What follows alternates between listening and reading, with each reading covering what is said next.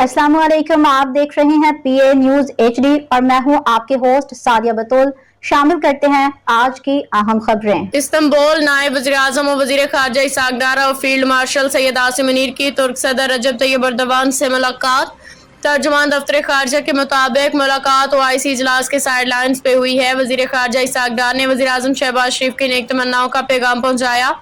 इसहाक डार ने पाकिस्तान और तुर्किया के माबैन पायदार दो तरफ़ा ताल्लुकात की अहमियत पे जोर दिया। दोनों रहनुमाओं ने तवीलुल मुद्दती बिरादराना ताउन को मज़ीद मजबूत और मतनू बनाने के अज़म का अदा किया। मुलाकात में ईरान इसराइल कशीदगी में कमी के लिए सिफारती कोशिशें जारी रखने पर इत्तेफाक। रहनुमाओं ने मुतालबा किया कि आलमी बिरादरी खित्ते में अमन और इस्तेहकाम की बहाली के लिए अपना किरदार अदा करें।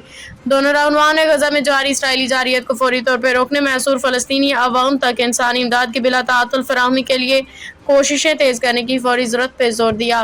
वज़ीर ख़ारजा इसहाक डार ने सदर एर्दोगान को OIC वज़राए ख़ारजा इजलास के कामयाब इनेकाद और इस्लामी ताउन तंजीम यूथ फोरम की जानिब से उनकी क़ियादत को सराहने पर दिए गए अवार्ड पर मुबारकबाद पेश की।